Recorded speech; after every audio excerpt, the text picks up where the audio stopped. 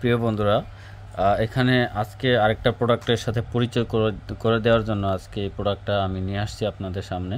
এটা হচ্ছে 3110 30x2, অর্থাৎ 30 ওয়াট, দুইটা 30 ওয়াট চলবে, অর্থাৎ 60 ওয়াটের এই সার্কিটটা বিল্ট ইন। তো এখানে এই সার্কিটটা 8 থেকে 26 ভোল্টে চলবে, সাধারণত DC volt, single line DC ভোল্টেজে এটা চলবে। এখানে লাইন পরিচিতি আপনারা দেখতে পাচ্ছেন, এখানে গ্রাউন্ড নেগেটিভ এবং এখানে পজিটিভ।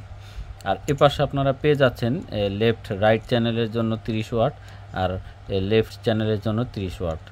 আর এপাশে আপনারা পেয়ে যাচ্ছেন অডিও ইনপুট, এর সাথে কোনো ইনক্লুড ব্লুটুথ নেই বা থাকে না, এটা আপনারা জেনে থাকবেন। আর এটা আইসিটাকে প্রোটেক্ট করার জন্য রেডিয়েটর ব্যবহার করা হয়েছে। এটা 30-60 ওয়াট প্রোভাইড করে থাকে, খুব দুর্দান্ত ভালো মানের সাউন্ড প্রোভাইড করে, ডিজিটাল সার্কিট যেহেতু। আর এটার ব্যাক সাইডে দেখাইতে গেলে জাস্ট সেম এটাই আপনারা পাবেন।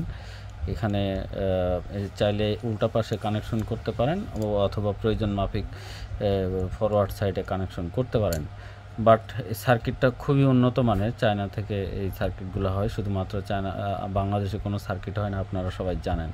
তো যা হোক, আমার বেশি কিছু বলার নাই। সার্কিটটা আসলে স্টেরিও সার্কিট, দুইটা 6 ইঞ্চি স্পিকার, খুব খুব খুব ভালোভাবে দুইটা 6 ইঞ্চি স্পিকার চলবে। যেহেতু এটা হিট প্রুফের জন্য ভালো মানের রেডিয়েটর দেওয়া হয়েছে, এটাকে হিটসিন বলে অনেকেই। আর এখানে ইন্ডাক্টরগুলো দেওয়া হয়েছে যাতে স্পিকার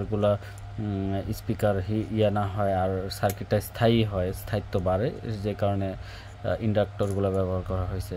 যাই হোক, এটার মেইন সাউন্ড কোয়ালিটি এই আইসির মধ্যে, যেটা এই হিটসিনের নিচে ব্যবহার করা হয়েছে, খুব উন্নত মানের 3110 আইসি। 8 থেকে 26 ভোল্ট আপনারা ডিসি ইনপুট করতে পারেন, ল্যাপটপ বা যে কোনো 12 ভোল্টের ব্যাটারি অথবা যে কোনো 24 ভোল্টের অ্যাডাপ্টর, নেগেটিভ এবং পজিটিভ আপনারা সরাসরি এতে ইন করতে পারবেন। তো এই ছিল আমার কাছে আপনাদেরকে জানানোর এই সার্কিটটার সম্বন্ধে। আশা করি আপনাদের সবার কাজে লাগতে পারে। সবাই ভালো থাকবেন, ধন্যবাদ।